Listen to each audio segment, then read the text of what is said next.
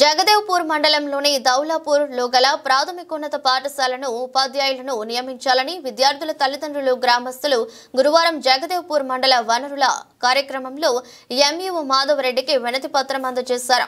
అంతకుముందు పాఠశాలకు తాళం వేసి ఆందోళనకు దిగారు. ఈ సందర్భంగా గ్రామ తాజా మాజీ సర్పంచ్ యాదలక్ష్మి శ్రీనివాసరెడ్డి మాట్లాడుతూ 7 తరగతులకు గాను 3 టీచర్లు ఉన్నారని, దీంతో విద్యార్థులకు విద్యాబోధన ఇబ్బందులు ఎదురవుతున్నాయని అన్నారు. కార్యక్రమంలో కాంప్లెక్స్ హెచ్ఎం సాయితులు, కొండపోచమ్మ మాజీ చైర్మన్ ఉపేందర్ రెడ్డి, నాయకులు సుధాకర్ రెడ్డి, బోయిన పుల్లయ్య, నరసింహులు, భాస్కర్, జయమ్మ, నరసమ్మ, బంగారి పాల్గొన్నారు. దౌలాపూర్ స్కూల్ కి 6 టీచర్లు ఉండేది. గతంలో 10 ఏళ్ల నుంచి కూడా 3 టీచర్స్ ఉంటున్నారు. దాదాపుగా ఈ సంవత్సరం మరీ దారుణంగా అయిపోయింది.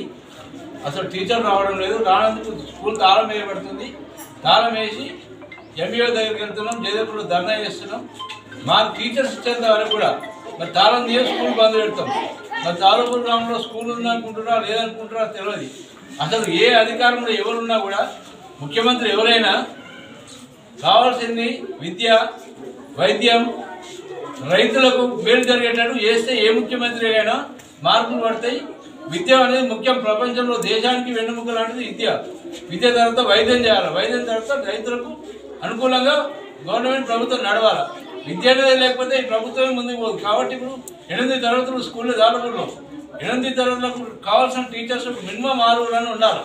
ఒకటి HSC post 2, school assistant 1 post, 3 పోస్టులు కావాల్సిన దాదాపు 1 ఇయర్ నుంచి ట్రాన్స్ఫర్ అయిపోయి వెళ్ళిపోయినప్పటి నుంచి ఈ 6 నెలలలో అసలు మొత్తం స్కూల్ రావట్లేదు. ఎంఈఓ అన్నట్టు ఏమంటుందంటే వాళ్ళు పోకపోతే మేమే చేయాలి, వాళ్ళు కోరుకుంటేనే మేము పంపుతామంటారు. అంటే దౌలాపూర్ అనేది ఈ గ్రామంలో నక్సలైట్లు ఉండరా, మరి ఉగ్రవాదులు ఉండరా, ఈ స్కూల్కి ఎందుకు రావట్లేదు టీచర్స్? మరి అట్లా అనుకుంటే అందరూ కూడా ఒకటే స్కూల్ పోతా అంటారు. వాళ్ళకే పంపిస్తే మరి ఇక్కడ ఈ లేని స్కూల్ ఎట్లుండాలా? అది అధికారం మీ దగ్గర ఉంది, మీరు పంపించాలా? లేకపోతే స్కూల్కే ఎక్కడ అపాయింట్మెంట్ ఇవ్వద్దు. వాళ్ళు ఎక్కడ ఏ స్కూల్లో లేకుండా ఆ స్కూల్కి ఇస్తే వాళ్ళు పోవాలా. కానీ ఇది ఎంత దారుణం అనిపిస్తుంది అంటే మరీ దారుణం అయిపోతుంది.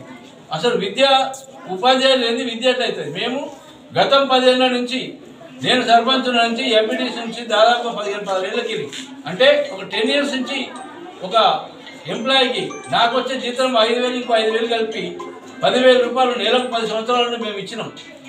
అంటే 10 సంవత్సరాల నుండి ఇచ్చుకుంటూ వచ్చినాం. ఈసారి మాత్రం మరీ దారుణంగా 5 నుండి ఒకరు పెట్టిన 6 కావాలి సార్ అంటే, సర్పంచ్ గారు ఒక 6 రావాలంటే ఒకరిని మేము ఇచ్చినాం 5 నుండి. కానీ ఇవాళ ఇంకా 3 కూడా లేకుండా పోయారు.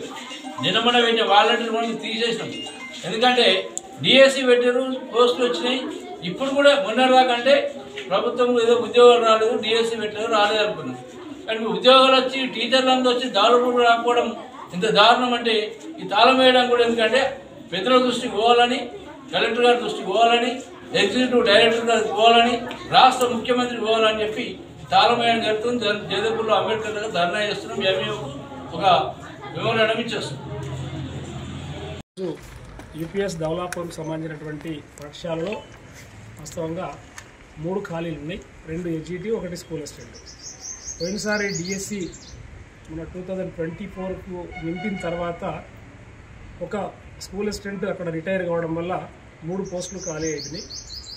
అందులో భాగంగా మన పాఠశాలకు జిల్లా నుంచి మన మండలానికి వాస్తవంగా మన కోరిక మేరకు ఎక్కువనే వచ్చినాయి పోస్టులు రేషియో ప్రకారం. కాకపోతే అది మూలకు ఉండడం వల్ల మన దౌలాపూర్ని ఎక్కువ మంది కోరుకోలేదు మిత్రులు. దానివల్ల ఆ 2 పోస్టులు హెచ్జిటి ఖాళీ ఉన్నాయి. ఆ తర్వాత రిటైర్మెంట్ వల్ల 1 ఖాళీ అయింది. ఇప్పుడు గ్రామస్తుల నుంచి వచ్చినటువంటి విన్నపము వాస్తవంగా మా దృష్టిలో ఉంది. నేను కూడా ఇంతకుముందే జిల్లా విద్యాశాఖ అధికారి గారి దృష్టికి తీసుకెళ్లాను. వారు కూడా పాఠశాలను సందర్శించి 2024 డిఎస్సి తర్వాత నెక్స్ట్ వచ్చేటువంటి ఈ డిఎస్సిలో తప్పకుండా నింపుదాము అనేటువంటి ఆలోచనతో సారు హామీ ఇచ్చారు. ఆ విధంగానే మొన్న 317లో వచ్చినటువంటి దాంట్లో మన మండలానికి 3 వస్తే 5 కేటాయించారు వాస్తవంగా సారు. కాకపోతే ఇక్కడ కూడా ఇది 317 అనేది భార్యాభర్తలకు సంబంధించిన కేసు, వాళ్ళకు దగ్గర ఉండేటువంటి ప్లేసులు కాబట్టి అవి కోరుకొని మళ్ళీ ఇవి ఖాళీ ఉండబట్టి 7 పోస్టులు ఇచ్చారు. మనకు 5 పోస్టులు ఇస్తే 7 పోస్టులు ఇస్తే ఆ మిగతా పోస్టులు అక్కడికి వెళ్ళినాయి. మన మారుమూలన ఉన్నట్టుగా భావించడం వల్ల అది రాలేదు. ఈలోపు 2008 డిఎస్సి వాళ్ళని కూడా నింపుతారనేది సమాచారం వచ్చింది. అయితే మొన్న నింపుదామనే ఆలోచన లోపలనే మళ్ళీ ఎలక్షన్ కోడ్ రావడంతో ఆగింది. దురదృష్టం. మేము వాస్తవంగా అంతకుముందే ఏదైనా ఒక అడ్జస్ట్ చేద్దామనుకున్న లోపు ఇది జరిగింది. ఈ లోపు మేము నిన్ననే అనుకున్నాం, కాంప్లెక్స్ హెచ్ఎం గారి కూడా సంప్రదించి మొదట ఈరోజు ఒకరిని ఇస్తున్నాం. ఇంకా ఈ వారం లోపల 2008 కూడా మళ్ళీ రాబోతున్నారని అంటున్నారు.